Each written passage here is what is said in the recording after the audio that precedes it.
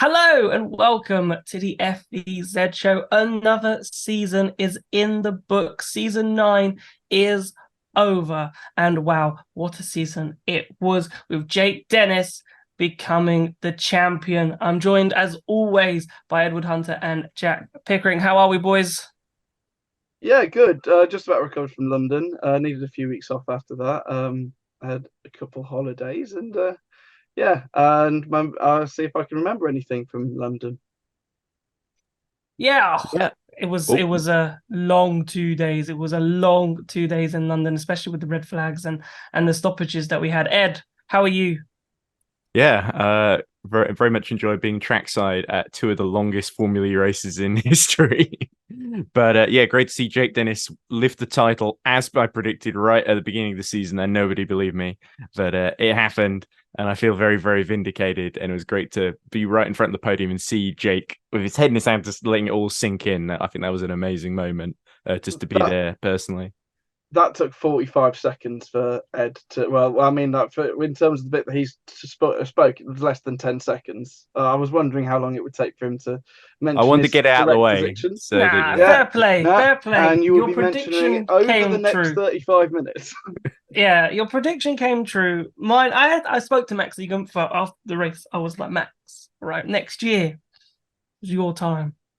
Right. So that means I probably have to pick Max Gunther next year now because I'm in. I'm fully in on Max Gunther on my prediction that did not come to fruition. Although he had a good second half to the season, you could argue. But yeah, first half wasn't great. But yeah, fair play, Ed. To predict Jake Dennis means maybe we should listen to you more. Maybe we should ask for those lottery numbers and take what you say a bit No one's more ever said that. seriously. No one's ever Yeah. said, "Oh, let's listen to it." No one's ever said that in history before. Yeah, it'd be nice if you treated more than just a glorified pet now and again. But hey, I take Yeah. what you can get. Nah, it was a good call, worked out well in the end. But let's talk Jake Dennis, right? Let's go to him first because what a season. Started off brilliantly, obviously, Pico, with uh, doing well in those first couple of races in Diria in Mexico. But then they had that middle of the season where he didn't pick up many points, but then the consistency from the halfway point all the way to London, he was always on that podium, and consistency we always say is the key thing. And it looked like the championship at that halfway point when he had those four non-scoring finishes. It felt like it was going to be a tall order for him to come back potentially, but he was so consistent. And whoever won the championship on in London deserved it. But when you look at Jake Dennis's form in the second half of the season, it was magnificent. Yeah, I'd say this season came down to the two most consistent people in Formula E this year, Jake Dennis and Nick Cassidy. And Jake, yes, he had that blip. I remember saying to him in Berlin, it was something along the lines like 85 days he'd gone without a point or something like that between Diriyah race two and Berlin race two, which was crazy because he had this phenomenal start to the year and then just hit rock bottom for 4 or 5 races in a row. It was yeah, and it absolutely yeah, it was And some not his it fault, wasn't like great. crashes Oh and yeah, things. It was not like he was poor performance. He was hit. Bad things just happened. yeah. I think in Cape Town was the only thing that I think was his fault. I think he had to serve a drive through for power overuse or something like It that. was tire pressures dropping too low. Oh, So there But wasn't tire that's any. not really pressures. his fault. It's Oh just one of those yeah, things, isn't it? yeah. I think Evans was did the power overuse. I knew that one of them was power overuse, and I couldn't remember which one it was. But yeah, like Hyderabad, he was hit in the rear. Um, Sao Paulo, he was hit in the rear. Berlin, he had that weird spin out down at turn the wide one to I want to say turn Attack mode six. corner, right? Turn Wasn't it? Yeah. six, turn The six, the turn attack six. mode corner, yeah. And so it was just a horrific run of form. But as soon as he picked himself up in Berlin race two, he just ran. He was so consistent for the rest of the year. He did like 5 straight podiums on the bounce. The only time he didn't get on the podium for the rest of the season was that time in Rome where he had the same thing as what happened in Rome season season 8 where they miscounted the laps and he had to save an extra lap of energy compared to everyone around him because he'd overused at that point. And if it wasn't for that, he would have had a run of however many podiums in a row. And yeah, he took the record, I think, for number of podiums in a season, anyways. And so yeah, he was just so consistent the entire year. I did feel sorry for Nick and Mitch because they obviously had that incident in Rome, and yeah, I mean, like, it's okay. They're old friends. They're teammates now. So but we'll get into that later on. But yeah, and I said to Mitch, it was very weird that we had the same kind of situation coming into the final race 2 years in a row, because last season we had Stoffel, who was quite far ahead, but you had 3 other drivers who were mathematically in the championship fight, but realistically they weren't going to do it. And so this year we had Jake Dennis far out in front, and then 3 drivers mathematically in the fight, but it was unlikely that they were going to do it. So yeah, I think Jake, yes, he was very lucky with what happened to Nick and Mitch in Rome, but we can't put aside that he had just a fantastic season through and through. Yeah, and I suppose sometimes what goes around comes around, right? So those incidents that he had at the beginning of the season, it hit his championship rivals towards the end of the season. So the points he lost out at the beginning for incidents that were no fault of his own, that luck swung his way. So in that way, but we talk about consistency. Now, I would say consistency in Formula E, because of the qualifying formats in the past, right? With the lottery or the Group 1 going out first and so forth, being consistent and being up there was so important. But this year it was a different form of consistency, I think, Ed, because it wasn't consistency of getting through the qualifying places. Like if for example, like a Cassidy, right, he didn't get always into the duels. He might have started in 9th or 10th, but he would be consistent in the race and get up to the front. So what we're talking about consistency here is that they were so quick that in every race, it didn't matter where they were starting, they would fight their way through if they were starting a bit further back than they wanted. So it was a different kind of consistency. It wasn't just being in the right place at the right time, qualifying high and finishing high. And if you could qualify the best, I would say, in previous seasons, then you'd go on and have a good season. And if you couldn't keep up with that, then that's where your championship would fade. Whereas this season it was more about being consistent in the race and always being near the front. Yeah, I think I would agree with you there, Jack. The efficiency in terms of being able to make your way through the pack without spending too much energy, and knowing in these peloton style pack racing sort of events exactly when to go. Nick Cassidy was very good at it. Dennis was very good at it as well. And yeah, if you compare Jake Dennis to the other Porsche powertrain cars, not just his teammate Lotterer, but also Pascal Wehrlein and Antonio Felix da Costa, towards the end of the season, Porsche just could not make their way through the pack as often as Dennis was able to. So his consistency there was very, very strong. And it really, for me, it made up for the massive disappointment he had at the end of his rookie season in season 7, when he had that retirement in Berlin where the rear axle just locked on him. And that was to me, he always had that potential, even in a completely different format in his rookie season. And we saw him deliver on everything that he's been proving consistently over his first 2 seasons. So to win in your first season in Formula E, it's not bad at all. But I do agree that with what Picko was saying about Cassidy and Mitch Evans, that they had very good seasons as well. And I think the dominant narrative is probably going to be that them crashing into each other in Rome was what led to the result that we ended up getting. But I feel for Cassidy, especially if I look back to Jakarta, that careless incident with Wehrlein, I think that merely was probably what cost him a bit more, rather than necessarily Mitch Evans being making that mistake in the braking zone and flying over the top of him. That's probably obviously the more dramatic image, but I think it's those little errors here and there in an otherwise really, really strong season by Cassidy, who I was very, very impressed by, that I think ended up costing him the chance to get the title to go to the final day. So yeah, it reminded me a lot of Verne in, I think, season 4, where the title ended a day early as well on that occasion as well in New York. But nonetheless, very well deserved. Picko, are we seeing like a change of the guard in a sense? Right, we've got Nick Cassidy, Jake Dennis, Mitch Evans, these three at the moment, right, who have been awesome really for the last couple of seasons. Obviously, you can't never count out Jev and Buemi, but those were the heroes, you could say, the gladiators that were fighting for the championship. But now we've got these three drivers.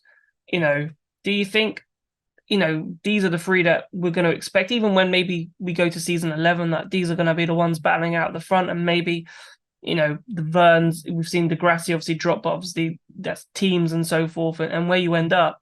Do you think it's a small changing of the guard, or do you think it's a bit too early to say that?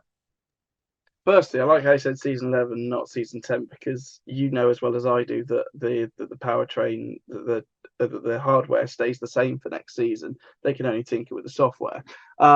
Because next year, I season 10, I do completely agree that I think we will see Nick, Mitch, and Jake going again in this fight. Obviously, even though they can't do anything to the hardware, the software will they will change around with the software, and that will close the pack up here and there.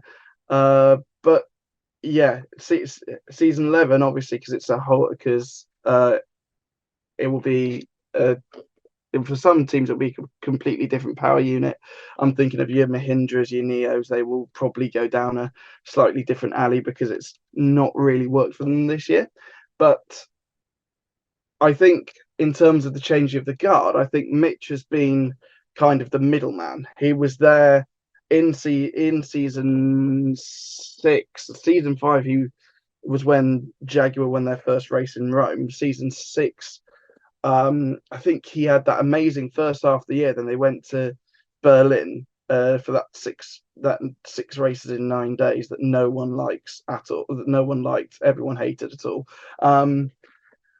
And Jaguar just kind of like fell off the cliff there. So Mitch is kind of being that middleman. Yes, we had the era of Degrassi, Seb, Sam, like all that love. I think that.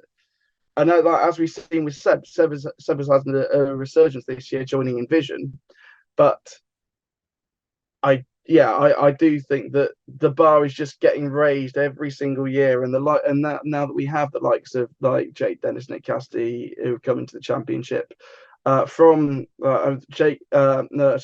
Nick came from Super Formula obviously as well, which is kind of like, I don't want to say on a similar level to F2, but once the Red Bull guys are done with F2, they move over to there instead of getting a seat in F1.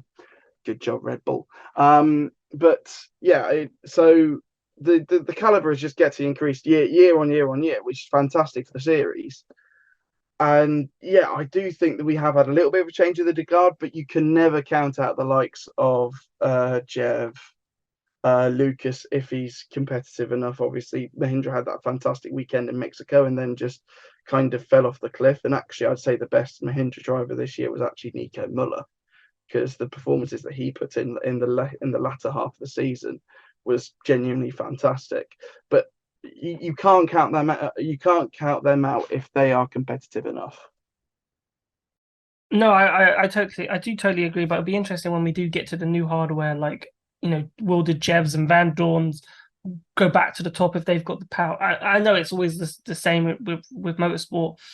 Whoever effectively has the best car has the best chance of winning, right? But because Formula E is so close, those drivers do make the difference here and there. I want to talk about Cassidy then, because what it could have been, because Ed, it was an amazing start on the Saturday race. Like, Buemi, they managed to get past Dennis, and it was all looking rosy, right? They were 1-2. Buemi had slowed up for Cassidy to take the attack mode, and for some reason, right, it seems like it was Cassidy's decision from Sylvain Filippi, from the interview that we did with him, that it was Cassidy's decision to sort of, okay, well, Buemi's helped me, I'll help Buemi and get the 1-2, which is staggering to think that it came from Cassidy. that decision, because obviously he dropped back.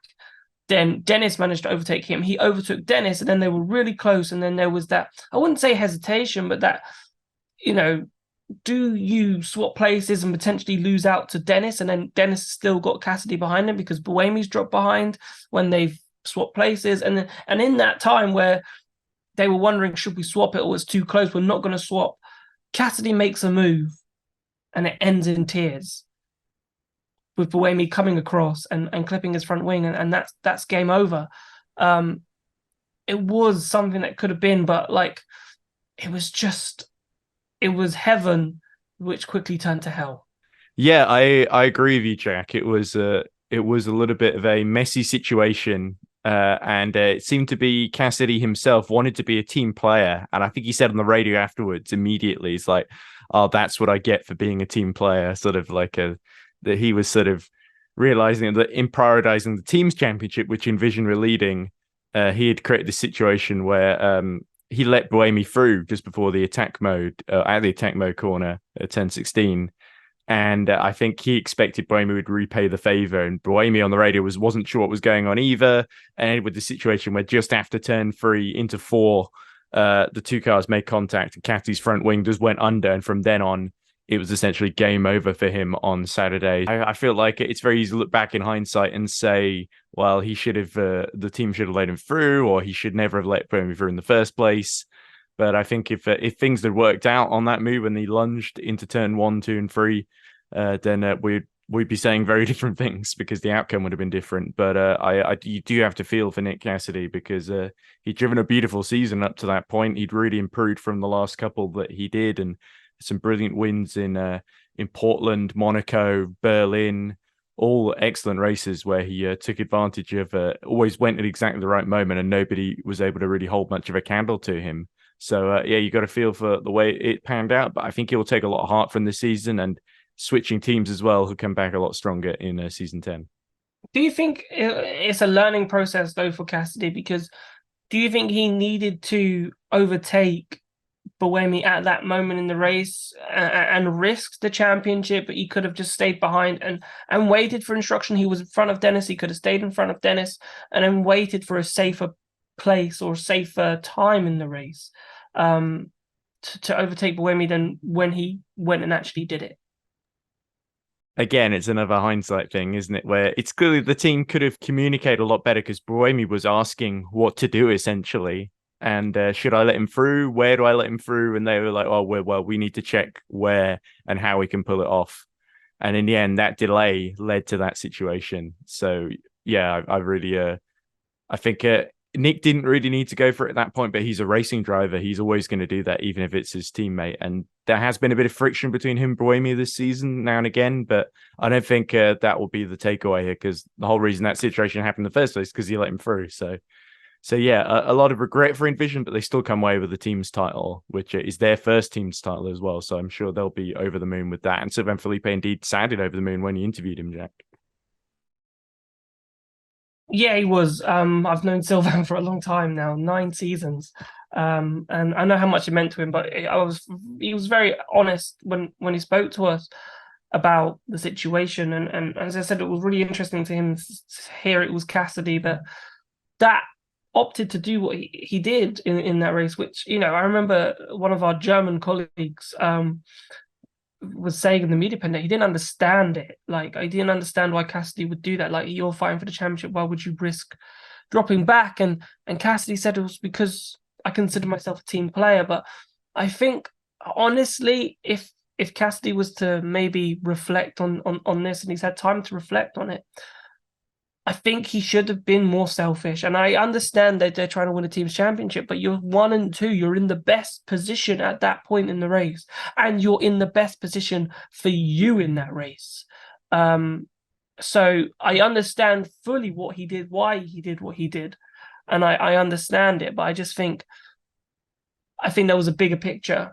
And I think he got lost in that bigger picture because he was also focusing on the team's title for the team. Right, let's talk some transfer news. Then we'll do our best for Fabrizio Romano right now, see how many here we goes we can get into this. Obviously, we'll do the confirmed ones first, and then we'll look at some of the rumors and see, which ones we can say are nearly there in terms of the deals being done. So, first one that was confirmed, which was obviously not a well kept secret, was Casti to Jaguar. Now, honestly, Picko, this sounds unreal. Like him and Mitch Evans together, like at this precise moment, I who can stop that pairing? Like Jaguar really, they should be going for the title next season. Obviously, they'll have the car to do it, but like I can't see a better lineup at this precise moment than those two. If you want the informed duo right now, you get the people who finished second and third in the championship. It's a phenomenal signing from Jaguar, and they are going to be the team to stop next season, I believe. I can't.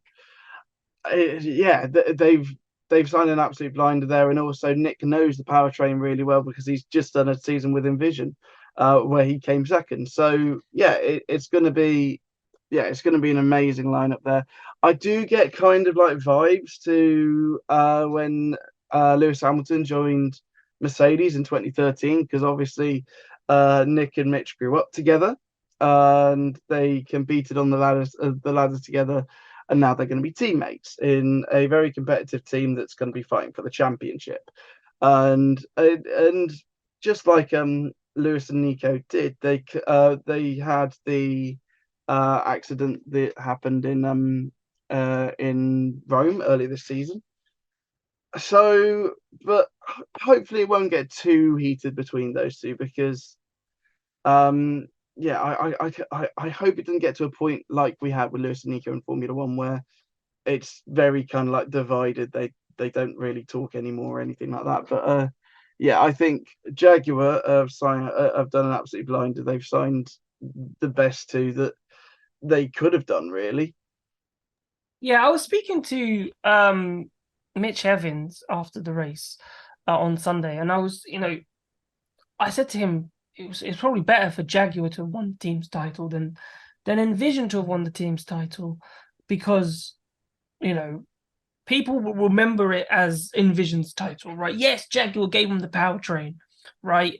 And okay, yeah, but people don't go like, for me, if you go to McLaren, for example, when they were powered by Mercedes and they won a constructors championship, you don't go, oh, well done, Mercedes, they did such a great job giving them an engine. You don't thank Mercedes that much, you thank McLaren, right? And the team that McLaren did and the strategist that McLaren did, and they won it. So being it's like, oh, it's nice, but really and truly, Jaguar lost the title.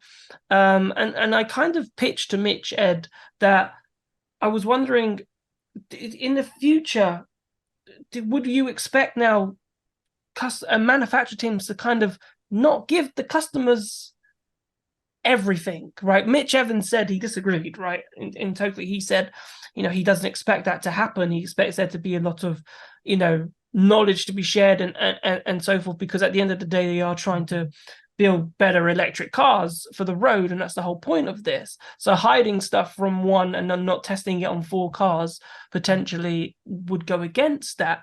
But from a, you're driving for a manufactured side in Jaguar, and you've lost out to your customer team.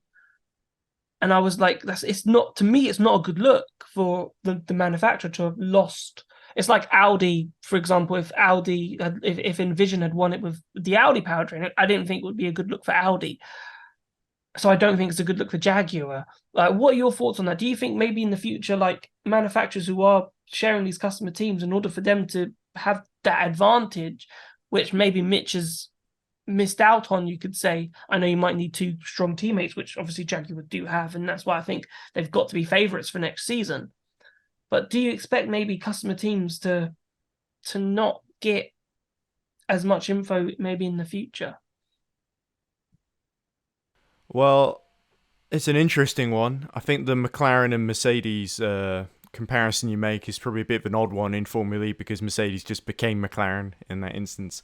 But in terms of the customers, I feel like if you've got a software war going on, which is what we're looking for in next season, you sort of want as much data as possible.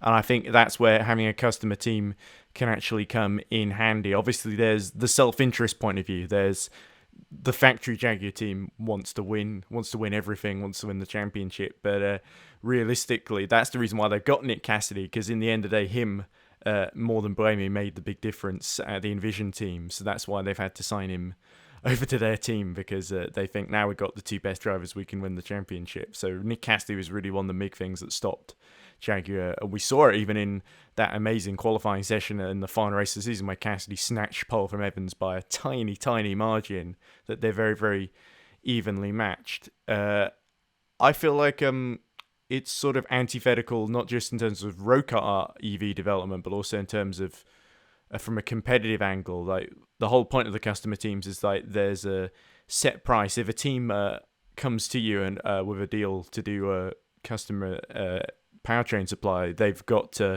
a set price. They can't make their powertrain exorbitantly expensive. They have to actually stick to that set price. And I think there's a whole load of competitive things that come with that in terms of equity, essentially. And so obviously Envision Jaguar, they've known each other so many years. They got on really well. They've traded drivers quite a few times, most notably Sam Bird, I guess, and now Cassidy as well. So it looks like Envision is sort of a Jaguar driver training ground, with this Mitch Evans getting the other seat. But yeah, I disagree a little bit with you. I feel like Evans is right on multiple counts. It's basically in the short term, maybe there's a benefit of just hiding stuff and not telling Envision certain things about the Jaguar powertrain, but A, they're very smart, they're going to find out anyway eventually, and B, in the long run, that sort of gets you nowhere, because you just end up with a customer team that doesn't trust you. And we've seen also with Porsche and Andretti that Andretti and Porsche, with Jake Dennis being so upset about Pascal Wehrlein not helping, that when you have a slightly frosty relationship between the two, the customer and manufacturer, it can sort of end up with awkward scenes like Michael Andretti storming off to have a strop at the Porsche garage, which is not good PR for either team, in my opinion. Yeah, but to me, that moves on perfect segue to what I was going to talk about, because if we talk about that incident then with the Porsches and the Andretti's, Picko, to me, I thought it was wrong. Right now, Michael Andretti storming into that Porsche garage, right?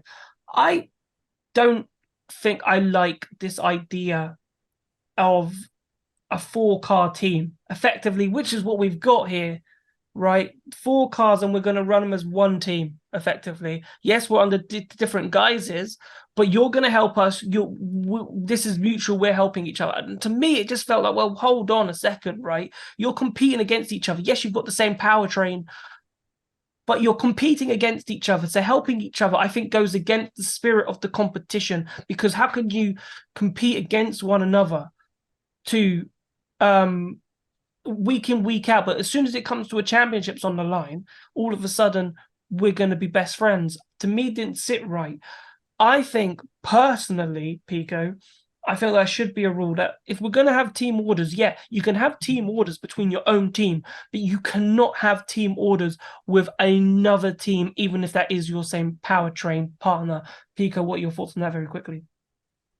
I understand where you're coming from with that, and I do completely agree. I'm not a huge fan of it. Apparently, there was this plan going into London where the two factory Porsches would help Jake in the drivers' championship, and in return, Jake and Andre would do their best to help Porsche secure the teams championship. Unfortunately for Porsche, they shot themselves in the foot on the Sunday when they really needed to, and there's this whole thing that was still going on with Da Costa's second place on the Saturday in Rome. Porsche have appealed it. They are going to sort that out. We'll know You mean sometime London, Picko? soon. Yes, yeah. Did I say Rome? Yes, you did say Rome.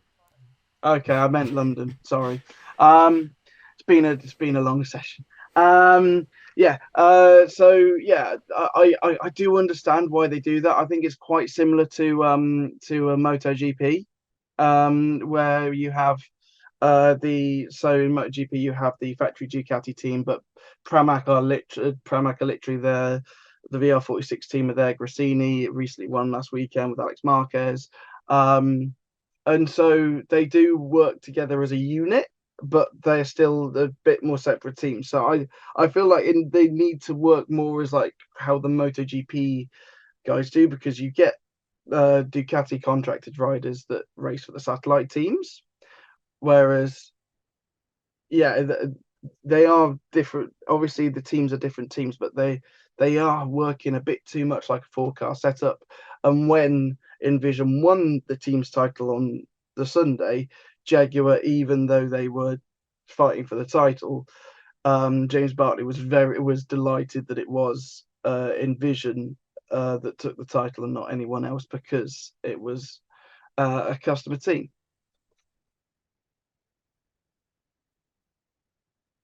Yeah, I've waited too long. Actually, I haven't. Ed, I want your thoughts. What are your thoughts on that? Do you think the four-car team is something that works, or something that should change going into next season? Oh, I suppose it kind of started in season 8, didn't it? With Mercedes and Venturi both running the Mercedes powertrain. We had a couple of rounds in season 8 where that was basically the top 4 in places like Berlin, for instance. Race 2, I think. Yeah, there was one that Nick de Vries won in season 8. But yeah, I think it's more prominent now that we've got so many different sets of customer teams, with Neo really being the 333 being the only odd one out, I guess. And I sort of agree with more. I think I err on the side of what Picko is saying, that you really don't want these sorts of things where basically there's a kind of like you say, that four-car team, that sort of well, if we don't win, at least the B squad is doing well sort of aspect to it. I think we all want to see all the teams as individuals competing against each other and not doing shady backroom deals and stuff like that. It reminds me sort of those stories you hear about, was it Jerez 1997, where like Ferrari and Sauber had a deal where the Sauber drivers would just get out of the way and block Jacques Villeneuve, and then Williams made a deal with McLaren that they would work together if they could get the upper hand on Ferrari and such, and I feel like at a certain point, you just sort of want to see a motor race where it doesn't matter what's in the back of the car. It's the driver and the team running the car that should be the deciding factor in the end. And I think hopefully in the future, when we've got a bit more competition, it's not just the Porsche and the Jaguars that are the fastest ones. We might get the odd Nissan or Maserati DS or Mahindra or Neo 333 powertrain that's up there a bit more. Then we might see a bit more of teams as individuals rather than one or two having a big advantage, and all those teams sort of starting to consolidate that advantage to sort of block out the rest of the field. Because again, I don't think it's anti-competition. It's sort of natural when you've got in a dominant position that you'd want to do that. But I feel like it's not a great look, like you're saying, for the sport. No, I agree with you, Ed. I think it's something that I think needs to change. I just don't think it's right that we have basically two teams, basically four cars, because then I don't know, it just ruins the spirit for me. But anyway, I love how this podcast, I love the tangents that we go on. We'll talk about transfers. So let's talk about our next transfer, which I think in terms of a championship run, you cannot rule out Robin Frijns Picko with that Envision car, because I remember there was an infamous interview that I did with him in Monaco. I think it was season 5 or 6, one of the two. And I said to him, he didn't have the great result in Monaco. And I said, you still got 4 races to go. And, how are you going to fight for this title? And he looked at me and he said, do you think I'm not a title contender anymore? And I said, no, I think everyone's a title contender. It's just, it's a bit harder for you now at this precise moment. And he said to me, well, I'm only here to fight for championships. I'm not here to finish third in a championship, which kind of made this thing of him moving to Apt quite funny, because he must have known, even though he has the Audi link, that it wasn't going to be a great season. And then he comes back to Envision where he could. For me, as much as I'm a big Buemi fan, I love Buemi. I think Frijns could have done a better job than Buemi in that car this year potentially, and could have been fighting for a championship alongside Cassidy. And he's got that chance next year. So, and we talked about that changing of the guard earlier. You know, Robin Frijns could easily fall into that mix. Yeah, definitely. I heard something saying that something wasn't right midway through last year between Frijns and Envision, and the fact that App were coming back, and it was a team that he did multiple years with in DTM. It just seemed like a good move for him to move over. Admittedly, and this is the only time I'm bringing it up because I kind of want to forget I said it. I said Mahindra were going to have a great season because they signed Lucas and Robin went to Apt. We can move. We can forget that now. Let's move on. And so yeah, and the only thing that really stood out this year was the Berlin pole, which honestly was fantastic. I loved it. I was in the media center in Germany, and to have App block out the front row in Berlin was amazing. Everyone was super excited for that one. It's like the final didn't even matter. Just like after the semi-finals, we knew it was an App front row. It's like, yeah, there we go. That's made our day. But yeah, it just wasn't. Yeah, it just wasn't to be this season. And as you just said, Robin wants to be competitive, and without any hardware changes going into next season, it would have probably been more of the same. So he's decided to jump back to the team. From what I'm aware, everything's water under the bridge now between him and Envision. That's why he's jumped back. And yeah, I think, yeah, I mean, why not? Because I think that's a good seat for him. I know that he was rumored at Andretti as well, which we'll get onto in a bit. But yeah, I think Frijns he'll slot back in rather well, and weirdly he'll be on the other side of the garage because Seb obviously replaced him, and he's now replacing Nick. So I'm not sure what will happen in terms of like team personnel, but yeah, I'm sure Robin will be right straight back into it next season. Yeah, let's talk Sam Bird then, because obviously Sam Bird has left Jaguar, and it's pretty certain. So I'm pretty sure I saw a thing on Instagram or something that he posted saying, you know, day one at new job, and it's on his Instagram. It says, you know, British driver at FIA Formula E for who ... Wait and see. So he's definitely on the grid, Ed, for next season, and we are assuming pretty much that he will fill a spot left by Rene Rast. We think Rene Rast may be leaving the sport, maybe focusing on DTM. There was rumors potentially of him going to Apt for whatever reason that I heard in London, but it looks like that he'll be joining Jake Hughes in that McLaren, making it an all British lineup. I think this is last chance saloon for Sam Bird in a sense. If he can't perform against Jake Hughes, if Jake Hughes beats him, I think this could be the start of the end for Sam Bird. If Sam Bird can get on top of Jake Hughes and fight him and beat him, then all of a sudden Sam Bird's back. Yeah, it's a interesting one for Sam Bird. I agree that it's certainly an important phase of his career. That we're sort of closer to the end than the beginning, I think is the way I would see it. That we're going to see if Sam Bird can have an Indian summer, or if he ends up sort of being continuing some of the difficult form that he had at Jaguar. Rene Rast, from what I understood, I think he wants to continue certainly. And he drove for Apt before, of course, in season 7, when they were the Audi factory team as well. So he does have a bit of history there. It would sort of make sense, but what we're hearing is that Kelvin van der Linde, who filled in for Frijns when he broke his hand early in the season, is probably the overwhelming favourite for that second seat, and it makes sense because the team knows him pretty well at this point. Yeah, in terms of Sam Bird, he definitely didn't feel like. Obviously, he was playing a lot to the fans when we were there. I remember even while Mitch was on the podium, Sam was out there sort of just at the pit wall signing autographs for fans as they were going by, which was a nice little touch. So it definitely felt like he was saying goodbye to Jaguar, but not to the sport itself. And I think that Instagram post sort of backs that up very much. Would McLaren be a good fit for him in terms of, obviously it's a as Mercedes, that was a championship-winning squad. They've got the Nissan powertrain that they've still got to get to grips with, and it seems the factory squad was in the later part of the season did a better job on that part. So I think Sam, with all that experience, McLaren definitely want an experienced driver to at least sort of show Jake Hughes the way. And Rene Rast, while he does have a lot of experience, he only done a couple of seasons in Formula, whereas Sam Bird has got loads of experience dating back to day one, basically in Beijing 2014, back in September 2014 when he finished on the podium in that very first race. Sam, certainly he's him, Lucas, Seb, and even guys like Robin and Antonio, sort of part of, I guess, the old guard, still fighting to prove that they deserve a place on the grid.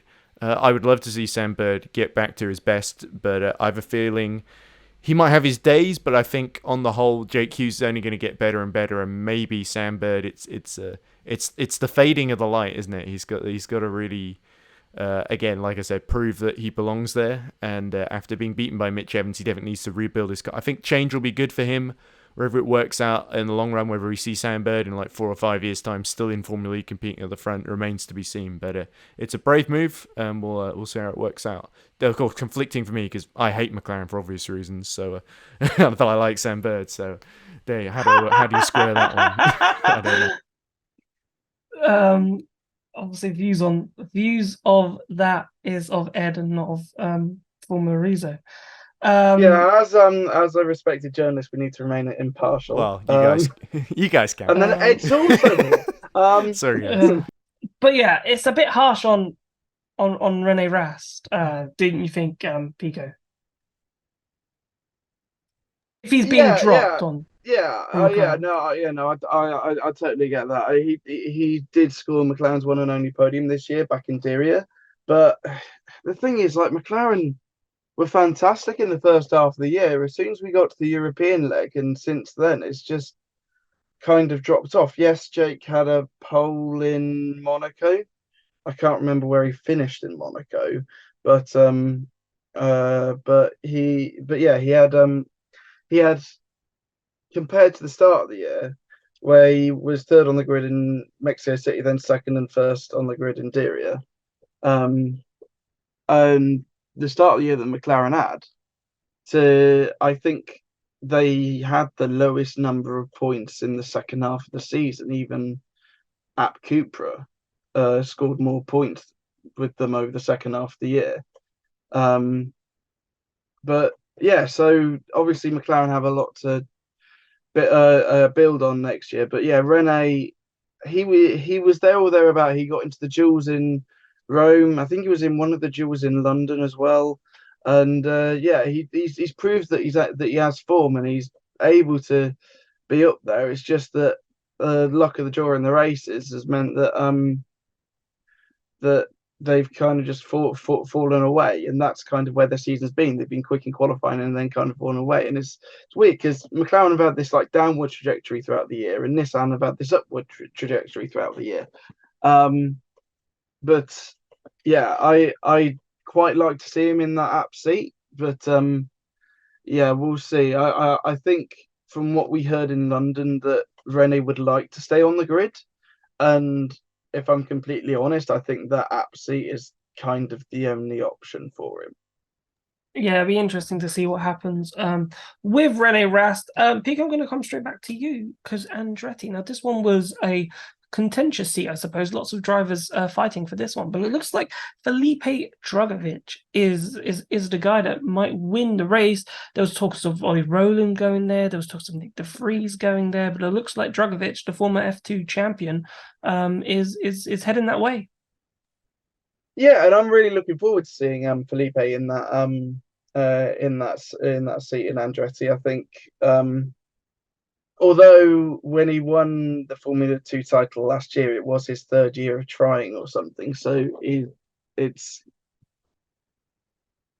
but he did win it in dominant fashion. He won it, I think, in Monza, whereas the championship went on for another. Well, I think there was another round after that, even though it was like 3 months after, because the F2 calendar is a bit naff. But yeah, I think he's an exciting prospect. He's been testing with Maserati this year. He was actually in contention for that Maserati seat with Nick de Vries was supposed to have before he went off to go Formula One, and the one that Max Gunter took. And he was also rumoured again this year to go to Maserati, but we believe that Max is going to stay there. And honestly, that's the right call, because I mean, as much as I love Ed Mortar, he's such a joy to interview and chat to. But Max has been the team leader basically this season. So I'm happy that Max is staying over at Maserati. But yeah, Felipe was rumoured there last year, and I'm really excited to see him on the grid. He did the rookie test in Berlin, and I believe he did the free practice session in Rome as well. But honestly, I can't remember at this point. But yeah, Are you surprised that maybe like a Nick de Vries, obviously season 7 champion, was not picked up for that seat, and they went with Dragovic rather than maybe a more known quantity in de Vries?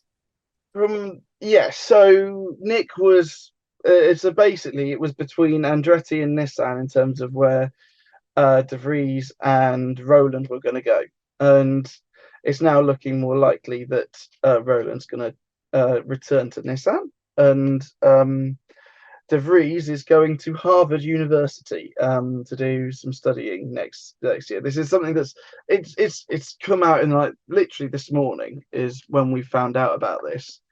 And so yeah, I mean, like, we wish Nick all the best, but yeah, he's pressed pause on his career. He's going to go off and do this, and then potentially come back and do some racing afterwards. But yeah, I mean, like, we've seen racers go away and do other stuff. I know Jaime Alguersuari retired after before London in season 1. I know, because I was very frustrated because I really wanted to meet him, because he was my favourite Formula E driver in season 1, and he wasn't in London. Because he became a DJ. He became a DJ, but he's returned to do some odd racing here and there. I know that he's done some professional karting, and I think he's done some odd GT racing here and there. Don't quote me on that. I might be wrong. Jaime actually DM'd me asking for me to help crowdfund his motorsport. Oh, he DM'd me as well. I think he DM'd a lot of people. He DM'd a lot of people. He DM'd a lot of people. And I politely turned him down, and he was very nice about it. But... yeah, I think I might have ghosted him. I don't even think I think I may have done the same. Sorry, Jaime, but sorry, Jaime. I didn't have much money back then. Oh no, I mean, yeah, no, I don't have much money anymore either. I've spent too much money traveling around the world following this poxy series called Formula E. But you gotta love it, though. You gotta love it. Oh yeah, no, I regret nothing. It's been amazing. But yeah, I think, yeah, I'm sure Nick will come back to racing in some shape or form. But for now, I think he reached Formula One, which is the aim for all racing drivers. Yes, he didn't last as long as he hoped it would, but he's now going to go away, do something else, and potentially come back in the future, whether it's Formula E, whether it's something else. I think he's surely going to end up doing like WEC or IMSA or something like that. But yeah, I think the next logical choice would be Felipe Drugovich, considering that he was touted for a seat here and there. They could have gone with David Beckman, but I think that Drugovich is a more capable set of hands. They could have looked to there's a handful of F2 drivers that let's be real, like F2 drivers, 2 or 3 tops from each year get through to Formula One, and there's plenty of other great drivers who've done Formula 2, like Mitch Evans, who were pretty decent but have gone on to thrive in Formula E. Yeah, it'd be interesting to see what happens there. Ed, I suppose this one, Picko kind of mentioned here, this is a bit harsh on Norman Nato as well, because I think he's had a great season at Nissan. But Ollie Rowland, he left Mahindra, and I think it wouldn't surprise me if we see more of this in the future with this 2-year powertrain cycle that we have with the hardware. Because if you're a good driver, like a Lucas de Grassi, for example, right, he could have easily have jumped ship as much as Rowland jumped ship if he wanted to, because he knew that next season's also not going to be a competitive year. So I'm not going to waste a year of my life in an uncompetitive car when maybe I can go out there and find a competitive car. Maybe this leaving halfway through the season or leaving after one season at a team, if it doesn't go well at the beginning of a cycle, might be a bit of a norm going forward. Because like all of us, we don't want to waste our time. We all want to fight. We all want to be at the front. We always want to be doing the best that we can possibly be doing. And if you're going to stagnate for a year, which is why I'm a little bit against the 2-year cycle, I understand it for the money saving side of things, but it does create this stagnation period for a lot of teams. And speaking to Frederick Bertrand, it is frustrating, but he says it's the same for everybody else. Once you get it wrong, you can't really fix it until after the second year. But do you think Roland at Nissan, obviously he left Nissan, going back to Nissan, what do you make of that? And your thoughts on Paul Norman, who, had a great season, really was doing great in qualifying. Obviously, Sasha kind of outperformed him at the beginning, but Norman, by the end of the season, was just as good as Sasha. Yeah, and as I always say about Norman Nato, incredibly hard worker. Maybe not a sort of instantly sort of quick, but he really, really works hard at it. And you could tell towards the end of the season, he had started to crack this Gen 3 car. And it's a shame because it seems like the driver decision may have been made a bit earlier once Roland became available on the market. And I think it's a real shame for Norman because it seems to be the way it happened to him at Venturi as well in Season 7, where he won the final race of the season, had finally got on top of the Gen 2 car, and then he'd been replaced by Lucas Di Grassi, funnily enough. And the driver merry-go-round, it plays its part. And I think Fenestraz is a sort of... I think Fenestraz certainly did enough. That pole position in Cape Town was immense, and he's certainly got room to grow as a rookie going into his sophomore season. Going to Roland and Di Grassi, I feel there's a couple of factors why Roland left. One, he was clearly unhappy with the team. It clearly wasn't what Dilbag Gill had promised him before Dilbag obviously left and Frederick Bertrand came in to replace him. I think also there's a sense that when Lucas came in, Lucas Di Grassi, we know he's a very, I don't want to say political, but certainly he's very good at getting everything in the team to work around him. And I think Oliver Roland saw there was a threat there and maybe felt, I don't want to be just hanging around with Lucas Di Grassi's team where it's not particularly competitive and I'm just struggling at the moment. And obviously, maybe it seems a bit ironic him going back to Nissan, but essentially now that they bought out EDAMS, it's a new team with a whole new set of management and people involved there running that team essentially and sort of senior management. So and Norman Nato and Sasha Fenestraz have been saying the whole season this is basically the first season for a new team essentially. This is kind of a sort of a rebuilding year essentially for them. So Nissan, you can see from that point of view, an attractive prospect for Ollie Roland, and he definitely wants a Nissan that's qualifying was a real strength for Roland in his early seasons at Nissan as well. So I definitely can see the one lap pace that Nissan showed that he'd want to get in that car. And yeah, I think Ollie Roland needs it to rebuild his confidence. But it's a shame Norman Nato had to miss out. I love Storm and Norman, you know that, but I'm sure we haven't seen quite the last of him yet. I think he's too good to be completely left aside. He probably will take, like he did in Season 8, a reserve role at another team. But yeah, I think his efforts deserved, and it's crucially getting Nissan ahead of McLaren in the championship, which I, of course, was delighted about.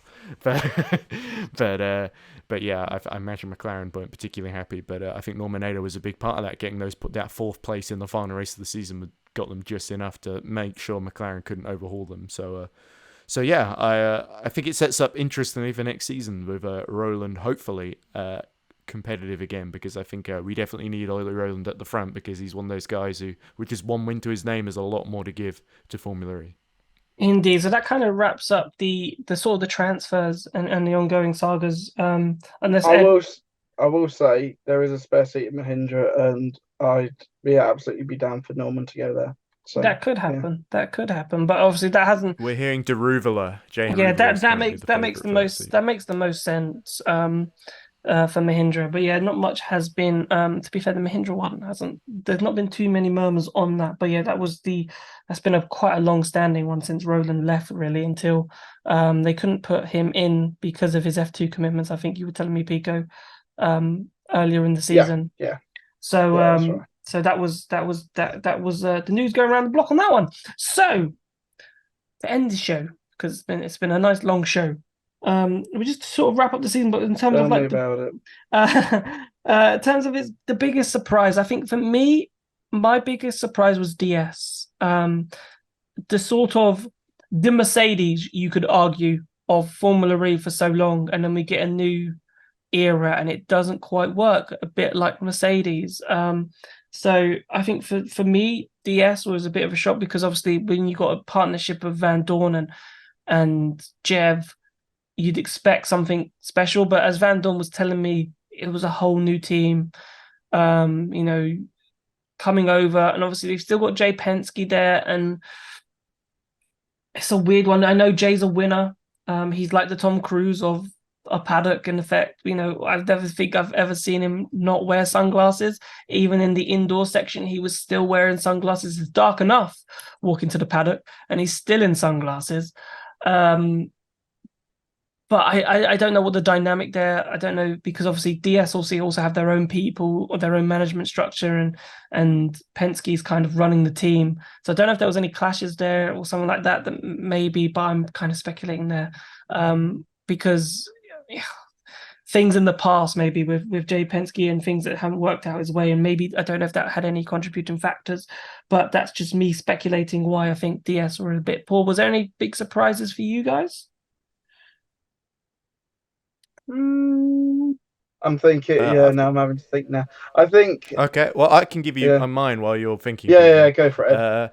I would say I think Dan Tickton was a big surprise to me because when Sergio Sede Camara was signed, I think a lot of people felt Sede Camara was going to walk Dan Tickton, and Tickton was Nah. not only incredibly fast, but I think he was able to replicate that sort of qualifying form throughout the season in getting into the duels in, I think, about half the races he was able to do it. And even when he wasn't in the duels, he was only marginally, outside that top four in his group. So usually, so and you think of things like him leading briefly in Berlin, him making that move in the wet on Mortara, getting up to ninth, getting those crucial points to get them ahead of Mahindra in the team standings as well. I think Tigton was, obviously he had his other moments, which he didn't exactly cover himself in glory, but I think he was overall a real asset to Neo 333 this season when they didn't have a car that was perhaps the most energy efficient. He was able to get the most out of it when it was quick, essentially, and I feel like he really outperformed the car he was in. There are a couple of other standout, obviously Nico Muller mentioned by Jack Pickering as well. I think getting that sixth place in Rome especially was a big highlight, but also other races where he was able to just creep into the points was very impressive. I thought Jev's win in Hyderabad, you're talking about DS Penske being disappointed. I think Jev outperforming his car as well in Hyderabad to get that win and hold off Nick Cassidy and Seb Buemi was, I think, a very, very impressive defensive drive where Jev kind of obviously helped a little bit by Sam Baird taking Mitch Evans out of the equation. But even so, I think Jev was absolutely on fire that day. And he had that 1%, race. 1% energy as well that he managed to Exactly, get to the end. I think that was a race Jev didn't really deserve to. Well, no, the DS Penske probably didn't really deserve to win, and Jev somehow clawed that victory from the jaws of defeat, which is always what we love. Those sorts of stories we love to see in Formula E, where a champion is able to claw victory when it probably should have got away from them. But yeah, I'm sure Nick Cassidy would be ruining that because he felt if Jev wasn't in the way, he might have been able to win the championship. But ifs and buts, So I think those are the three that really, really stand out to me: Tickton, Muller, and Jev in Hyderabad specifically. Yeah, I agree. I'm a massive fan of Dan Tickton. Massive fan.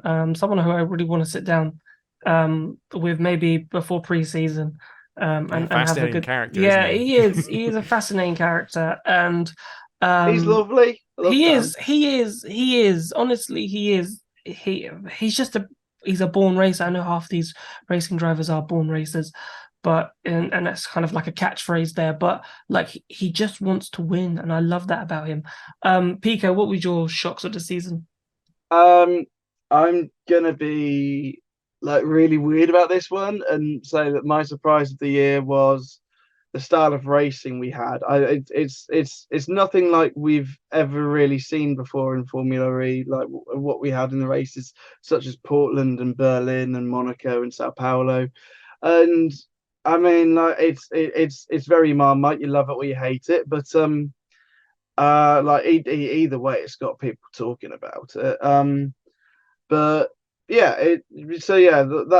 that is my surprise of the season, just what the racing's been like. I would have never expected to have anything like what do we have, 409 overtakes in Portland, the 112 overtakes around Monaco, the 376 overtakes across the Berlin weekend. It's but crazy. They weren't real overtakes.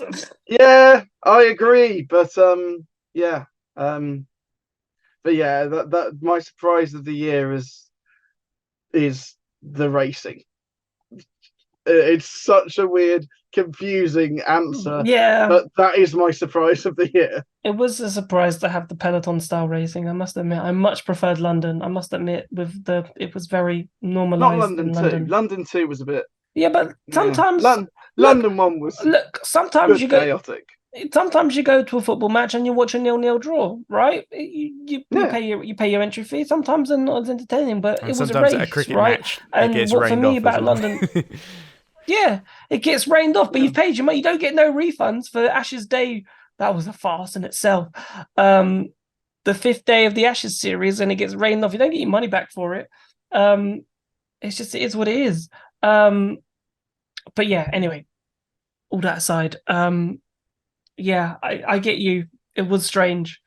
I did not enjoy it, but I did enjoy the races that were more like proper races. But that was mainly because of track layout and energy being a bit of an issue. But hopefully with attack charge, that sorts itself out. The only thing I'd like to add is Sasha Fenestraz. I think Sasha surprised me. I think he was really solid, brilliant, got the pole positions, and was super quick. Obviously, Nissan faded away towards the second half of the season, unfortunately, but I think he could be another force to be reckoned with. If Nissan get the software right and make and find the small improvements, I wouldn't be surprised if they would be up there with Envision and Jaguar and so forth and Andretti's and fighting out for those podiums on a more regular basis, because the potential in that car is there for sure. And in the hands of Sasha Fenestraz and potentially Ollie Rowland, I think it can go far.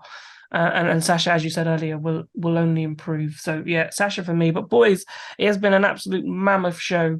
I don't know when we'll be back. We're going to take a little break, but we will be back. Oh, it's not like this is a break, like our break that we always have. Yeah, well, literally all the time. But we are consistently inconsistent people. We're taking a break. It's unbelievable. Let's take a break. There'll be testing have a great before Christmas, that. everyone. Yeah, have a great Christmas. No, we'll be back before Christmas.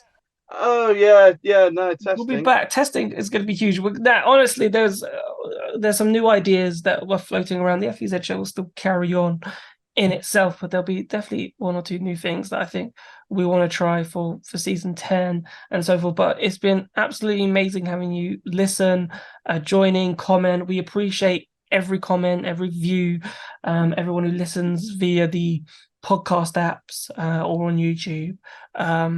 It's been really nice, and the feedback we get from some of the comments or the ratings when someone gives us a 5-star rating on Spotify, like, we love that. It means the world. We also wouldn't be surprised if you gave us a 1-star sometimes, but I get the blame because I do the editing. But yeah, we appreciate. I personally all of your feel all the feedback. 1-star reviews, so we'll take that feedback to heart and try and be better. Oh yeah, that's the slogan of the show. If in doubt, blame Ed. Yeah. If in doubt, blame Ed. Yeah, very true. But thankfully, I don't think we have a 1-star. Glorify pet, as I said at the beginning. Thankfully, I don't think we have a 1-star review on the podcast episode. Now, people rushing listening to this 1-star. But it's all your fault, Ed. Yeah. You should have kept your mouth shut. But. And I apologise also for the change of camera too. Yeah, it's all right. Sometimes things have to happen, right? But again, thank you so much for listening, and we will be back.